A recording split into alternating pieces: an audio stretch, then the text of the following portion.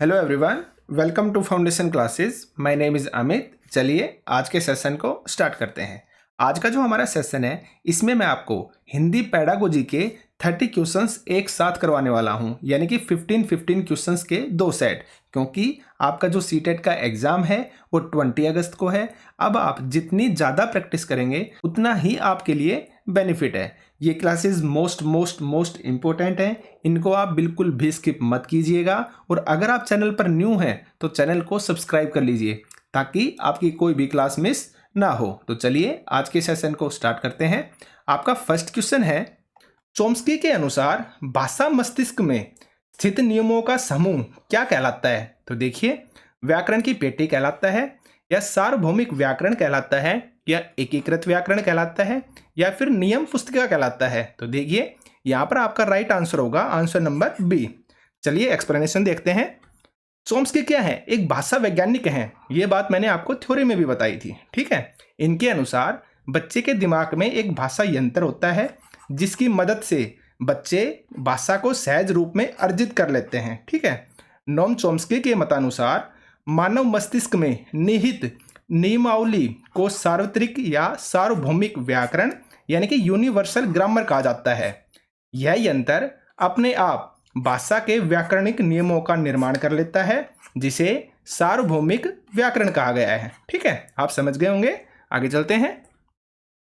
Next question देखिए, भाषा एक सामाजिक संकल्पना है। यह विचार सम्मिलित है कि भाषा सामाजिक अंतःक्रिया के द्वारा अर्जित की जाती है, विरासत में मिलती है, अनुकूलन के द्वारा सीखी जाती है, या फिर स्वाभाविक जन्मजात क्षमता होती है। यह स्टेटमेंट दी थी आपकी चोम्स्की ने। आपको पता होगा कि जन्मजात क्षमता होती है, लेकिन यहाँ पर पूछा है भाषा एक सामाजिक संकल्पना है। इसका मतलब क्या है? यानी कि भाषा सामाजिक अंतःक्रिया के द्वारा सीखी जाती है या अर्जित की जाती है। और यह बात किसने बोली थी? यह बोली थी आपके वाइगोत्स्की ने, ठीक है। तो समझ गए होंगे आप। चलिए आगे चलते हैं। आपका थर्ड नंबर का क्वेश्चन है, भाषा अर्जन के व्यवहारवादी सिद्धांत से संबंधित नहीं है पूछा है। देखना आप, सक्रिय अनुकूलन, खाली बर्तन, प्रयास तथा त्रुटि, या सामाजिक अंतःक्रिया। तो देखिए आपको समझना होगा, यहाँ पर आपका राइट आंसर आएगा आंसर नंबर 4, यानी कि सामाजिक अंतःक्रिया। यहाँ पर बात हो रही है व्यवहार की। तो चलिए एक्सप्लेनेशन देखते हैं।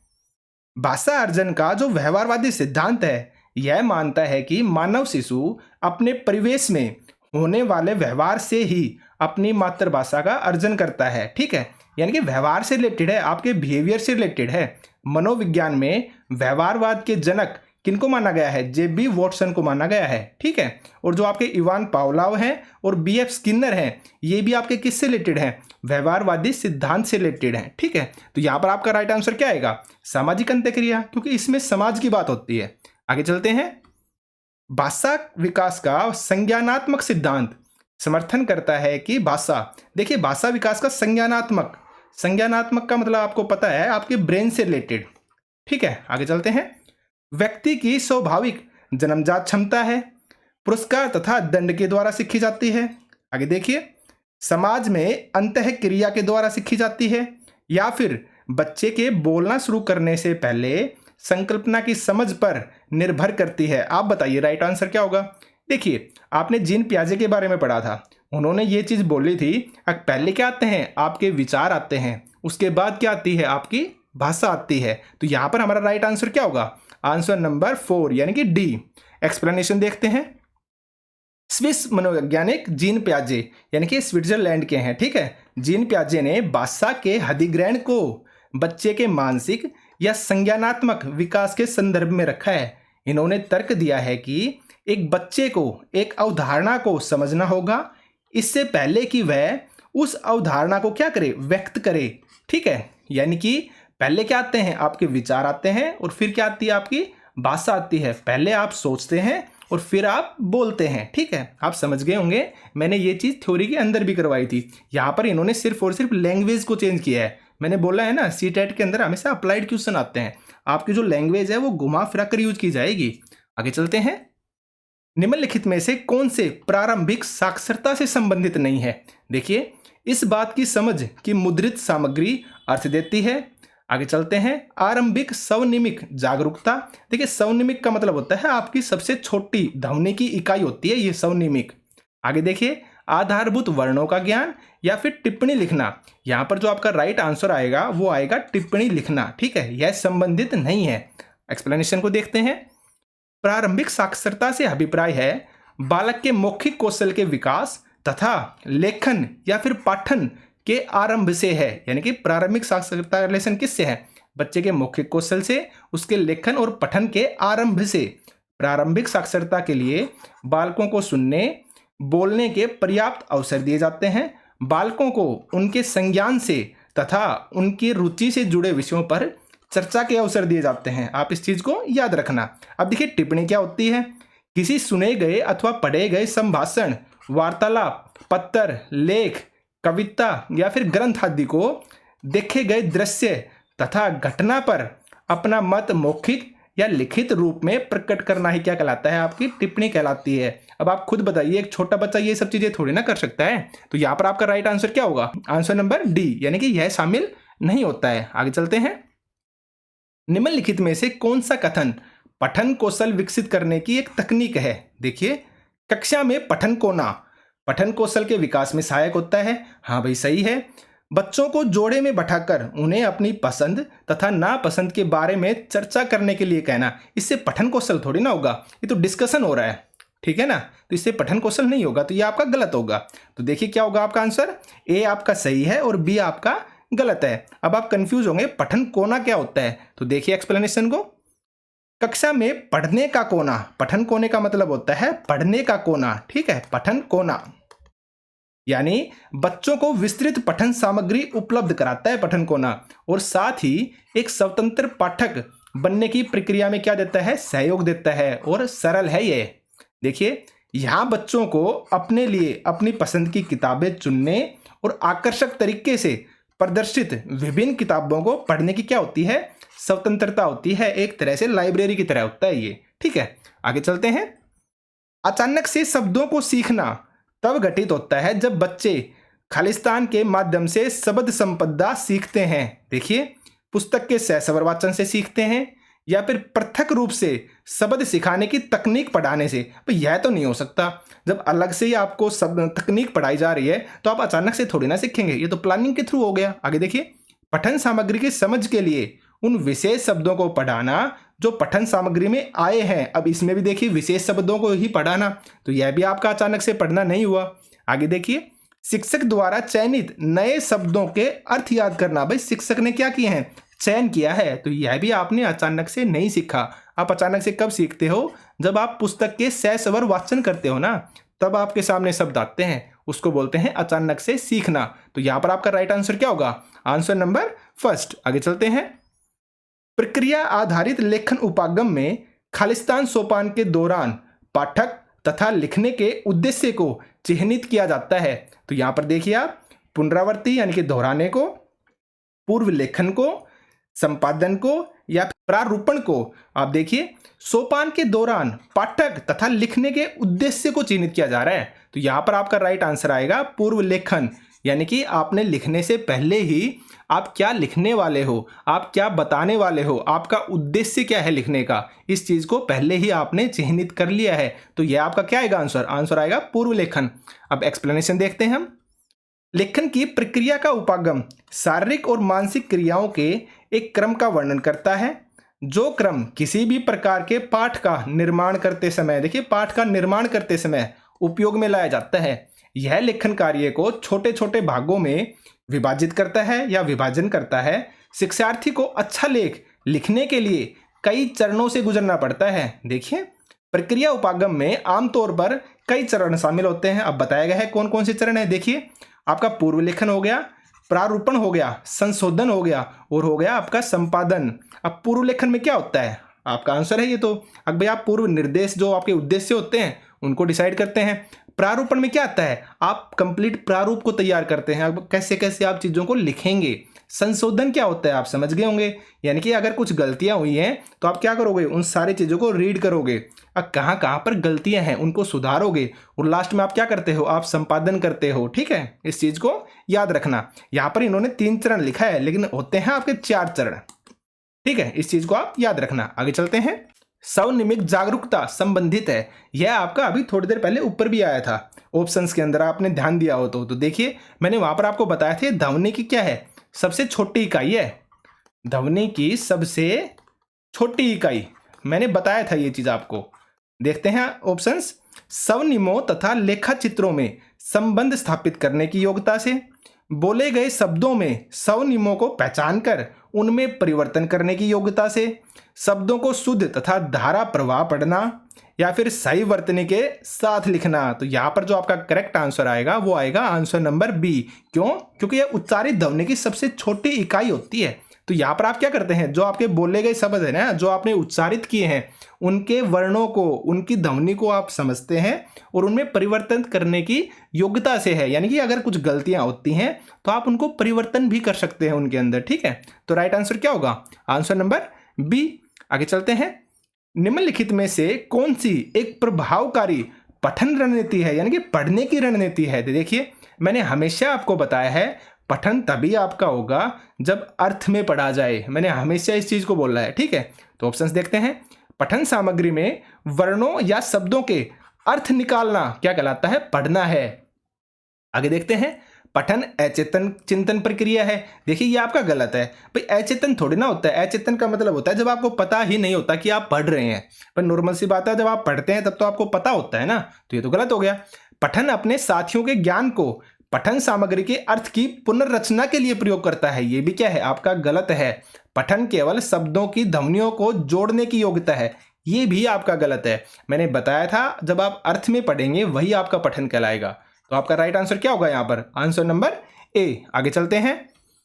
एक अच्छे खालिस्तान में सभी वाक्य मिलकर मुख्य विचार को अर्थ देते हैं। देखिए अनुच्छेद में, प्रारूप में, व्याख्या में या फिर संपादन में, यहां पर आपका करेक्ट आंसर आएगा आंसर नंबर ए, अनुच्छेद। जब मैंने भाषा की विधाएं करवाई थी थ्योरी में तो वहां पर मैंने आपको बताया था अनुच्छेद क्या होता है। आपका कोई भी निबंध होगा ना या कोई भी आपका लेख है, उसका एक छोटा रूप होता है अनुच्छेद। मैंने वहां पर यह चीज आपको बताई थी और यह अपने आप में क्या होता है, स्वतंत्र होता है।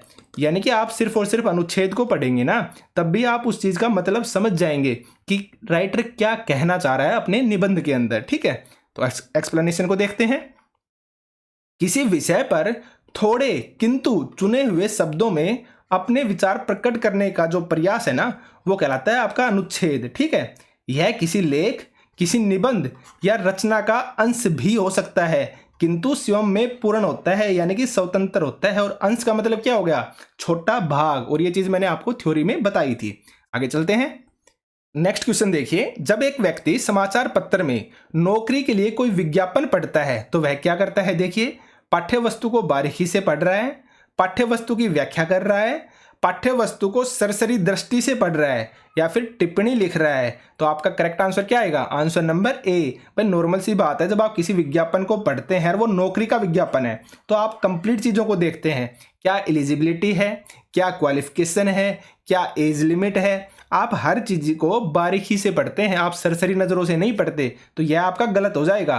भाई टिप्पणी तो आप लिख ही नहीं रहे और ना ही आप किसी चीज की व्याख्या कर रहे हैं, आप क्या कर रहे हैं, बारीकी से पढ़ रहे हैं। ठीक है, तो करेक्ट आंसर आपका क्या होगा, आंसर नंबर ए। आगे चलते हैं। नेक्स्ट क्वेश्चन देखिए। निम्नलिखित में से कौन सा एक भाषा अधिगम के संबंध में सही है। देखिए सही है पूछा है, और मैंने भाषा अधिगम के बारे में थ्योरी क्लास में बताया था, भाषा अधिगम और भाषा अर्जन। तो देखिए ऑप्शंस को। भाषा अधिगम केवल भाषा की पाठ्य पुस्तकों को पढ़ने से ही होता है। गलत है भाई, केवल आ गया ना तो गलत हो गया। भाई नॉर्मल सी बात है, हम भाषा सुनकर भी तो सीखते हैं ना, सिर्फ और सिर्फ पाठ्य पुस्तकों से थोड़ी सीखते हैं। आगे देखिए।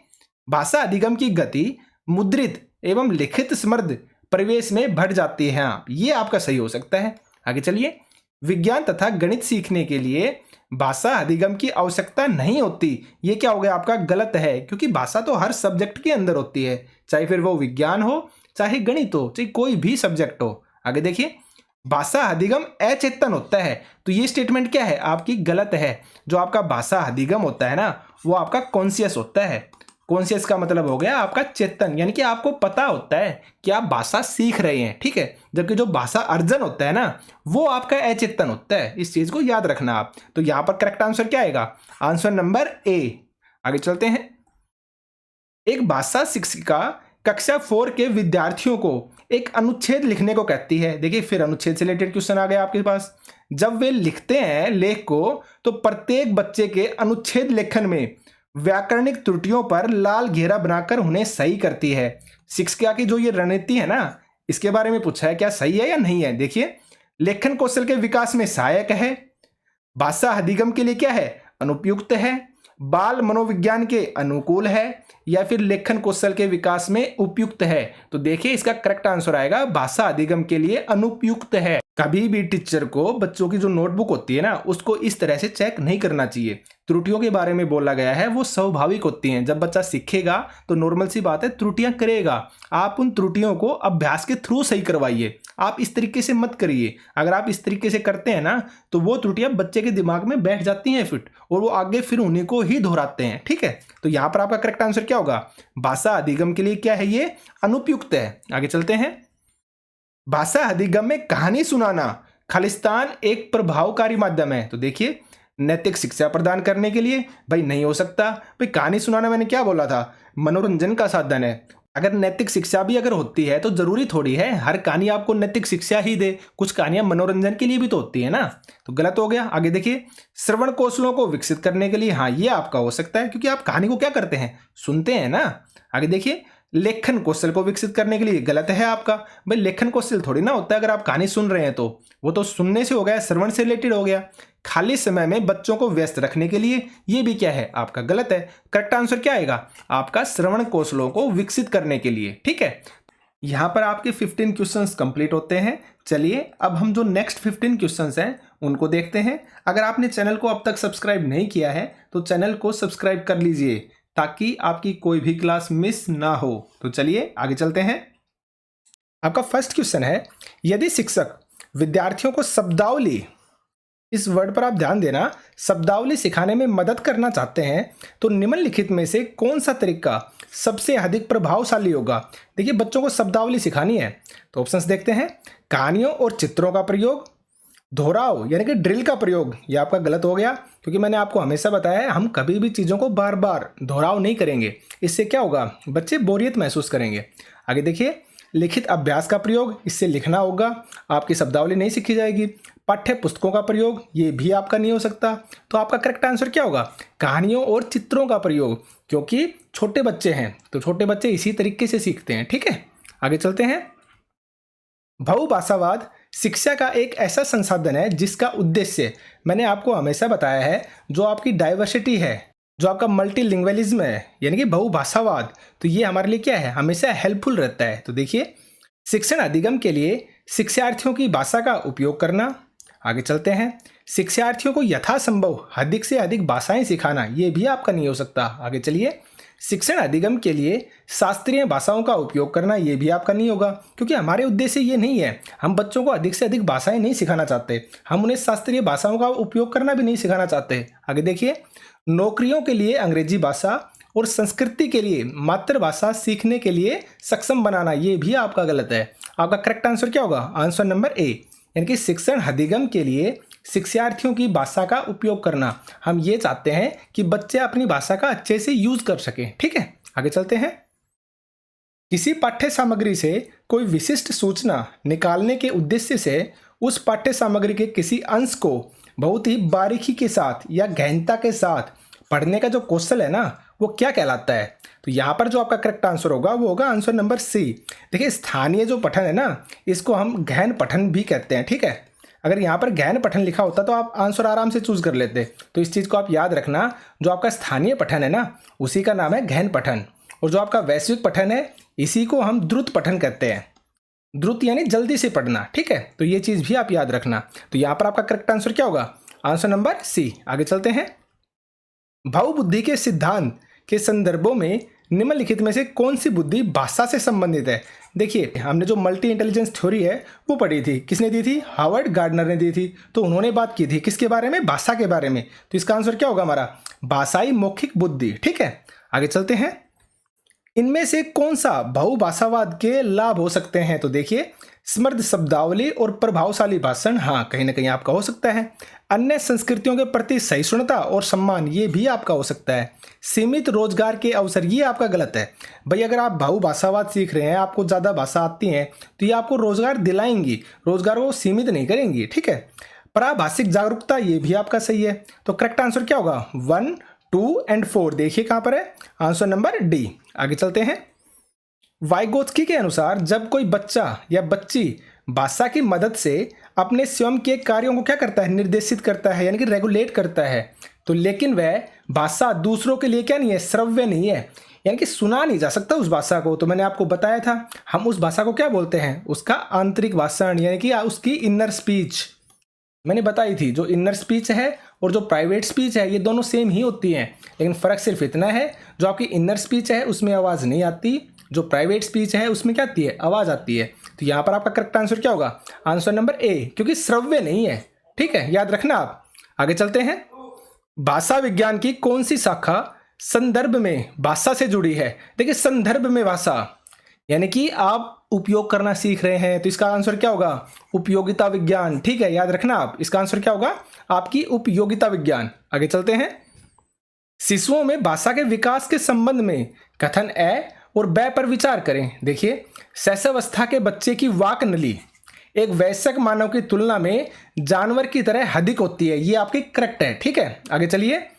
6 से 12 महीनों के दौरान एक बच्ची तरह तरह के बबलाना और दोहराव वाले बबलाना में संलग्न करती है। ठीक है, ये भी आपका सही है।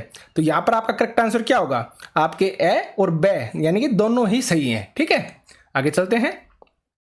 एक बोली मानक बोली का दर्जा पाने के लिए निम्नलिखित चरणों में से गुजरती है, यानी कि एक बोली है उसको एक कंप्लीट तरह से क्या कर लिया? स्वीकृत कर लिया है। ठीक है, तो इसके लिए उसे किन किन चरणों से गुजरना पड़ता है? तो यहाँ पर जो आपका आंसर होगा वो होगा आंसर नंबर ए, यानी कि सबसे पहले हम उस बोली का चयन करते हैं, उसके बाद उसका क्या करते हैं? संहिताकरण करते हैं, यानी कि जब वो बोली कंप्लीटली मान ली जाती है ना, उसको लिखना स्टार्ट कर देते हैं, हम उस लैंग्वेज में लिखना स्टार्ट कर देते हैं, यानी कि एक स्टेप जब हम आगे बढ़ जाते हैं तो वो कहलाता है आपका संहिताकरण। और बाद में हम करते हैं उद्देश्य का निर्धारण, यानी कि हम उस बोली का यूज करके तरह तरह की चीजें लिखने लगते हैं ऑफिशियली तरीके से। ठीक है, तो तब आपका आता है क्या? उद्देश्य का निर्धारण। ठीक है, तो यहां पर आपका करेक्ट आंसर क्या होगा? पहले हम चयन करेंगे, फिर संहिताकरण करेंगे और उसके बाद हम उद्देश्य का निर्धारण करेंगे। तो करेक्ट आंसर होगा आंसर नंबर ए। आगे चलते हैं। बोली के संबंध में कथन ए और ब पर विचार करें। किसी देश के एक हिस्से में बोली जाने वाली विविध भाषाओं में से एक प्रकार जो क्षेत्रीय बोली के रूप में जानी जाती है, ये आपका करेक्ट आंसर है। ठीक है, यानी कि आपके किसी देश के एक हिस्से में, यानी कि एक क्षेत्र में जो बोली बोली जाती है ना, वो कहलाती है आपकी बोली। ठीक है, आगे देखिए। एक समान शैक्षिक पृष्ठभूमि वाले लोगों द्वारा विविध प्रकार की उपयोग किए जाने वाली भाषा में से एक प्रकार की बोली के रूप में जानी जाती है, ये आपका करेक्ट नहीं है। ठीक है, तो करेक्ट आंसर क्या होगा? आपका ए सही है और ब गलत है, तो यानी आंसर नंबर ए। आगे चलते हैं। देखिए, पत्नी से जल्दी करो हमें देर हो रही है। ठीक है, यानी देर हो जाएगी, यानी कि यहाँ पर बताया जा रहा है हम कैसे कैसे बात करते हैं। देखिए, आप अपने किसी सहकर्मी से कहेंगे तो कहेंगे कि जाने का समय हो गया है, हमें बैठक के लिए क्या हो जाएगी? देर हो जाएगी, आप इस तरह से बोलेंगे। आप अपने वरिष्ठ नियोक्ता से, यानी कि अपने से बड़े से जब बोलते हैं, कैसे बोलते हैं? महोदय, शाम के 4 बज गए हैं और बैठक 4:15 बजे है, क्या अब हमें चलना नहीं चाहिए? तो भाषण में इस भिन्नता को किस रूप में जाना जाता है? तो देखिए, यहाँ पर इसका करेक्ट आंसर होगा आंसर नंबर सी, यानी कि रजिस्टर। एक होता है आपका लैंग्वेज रजिस्टर, यानी कि भाषा रजिस्टर। इसका मतलब क्या होता है? रजिस्टर का मतलब होता है आप किसी एक निर्धारित एक सिस्टम के अनुसार, एक नियम के अनुसार उस भाषा का यूज कर रहे हैं। जैसे यहाँ पर बता दिया आपने, आप अपने सहकर्मी से इस तरह से बात करेंगे, आपका जो वरिष्ठ नियोक्ता है उससे आप इस तरीके से बात करेंगे। ठीक है, तो इसको बोलते हैं लैंग्वेज रजिस्टर। ठीक है, आगे चलते हैं। समूह वाद विवाद में भाग लेने के लिए भाषा शिक्षक एक शर्त रखता है कि समूह में 4 विद्यार्थी कनिष्ठ वर्ग से होंगे तथा 1 विद्यार्थी वरिष्ठ वर्ग से होना चाहिए। जो आवश्यकता पड़ने पर कनिष्ठों की क्या कर सके, मदद कर सके। तो समूह निर्माण का यह विचार किसके सिद्धांत पर आधारित है? यहाँ पर आपका करेक्ट आंसर क्या होगा? आंसर नंबर बी, क्योंकि इसने क्या बात की थी वाइगोत्स्की ने?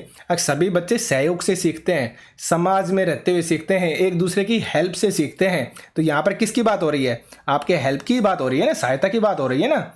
और क्या कर रहे हैं? मिलकर सीख रहे हैं। 4 का एक ग्रुप है, एक वरिष्ठ बना दिया। ठीक है, आगे चलते हैं। समूह परिस्थिति के दौरान किसी विद्यार्थी के द्वारा अनुचित व्यवहार प्रदर्शित किया जाता है, तब एक अध्यापक होने के नाते आप क्या करेंगे? तो देखिए, समूची कक्षा के सामने उस पर चिल्लाएंगे, गलत है भाई। उससे बात करेंगे, हाँ ये आपका हो सकता है। फिर भी आगे देखते हैं। उसे सभी के सामने क्या करेंगे? बात करेंगे, ये भी आपका गलत है। सभी के सामने बात नहीं करेंगे, हम आराम से अकेले में बात करेंगे। ठीक है, उसे कुछ नहीं कहेंगे और उसके सब अनुशासित होने की अपेक्षा करेंगे, ये भी आपका गलत है। करेक्ट आंसर क्या होगा? आंसर नंबर बी, यानी कि आप उससे क्या करेंगे? बात करेंगे। आगे चलते हैं। मान्यताओं का वह समूह जो इस बात की व्याख्या करता है कि भाषा संरचनाओं या नियमों का समूह किस रूप में जाना जाता है। तो देखिए, संप्रेषणात्मक उपागम या अंतःक्रियात्मक उपागम या संरचनात्मक उपागम। तो किसकी बात हो रही है यहाँ पर? संरचना और नियमों की बात हो रही है। तो यहाँ पर आपका करेक्ट आंसर क्या होगा? आंसर नंबर सी, यानी कि संरचना से रिलेटेड। ठीक है, आगे चलते हैं।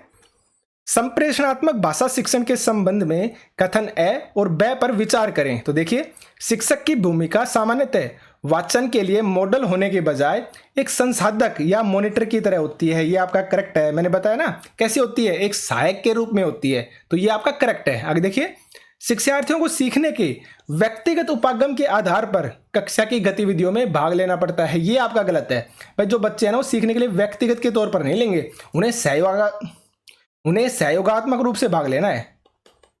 ठीक है, यानी कि एक दूसरे की हेल्प करते हुए। ठीक है, कोऑपरेटिव तरीके से। तो यानी कि आपका ए सही है और ब गलत है। तो देखिए, ए आपका सही है और ब आपका गलत है, यानी कि आंसर नंबर ए। ठीक है, ये आपके क्वेश्चन थे हिंदी पेडागोजी के। बार बार इनको रिवाइज कीजिए, इनसे बाहर आपको कुछ भी नहीं मिलेगा। ठीक है, तो अगर आपको वीडियो अच्छी लगती है तो वीडियो को लाइक कीजिए, शेयर कीजिए, चैनल को सब्सक्राइब कीजिए।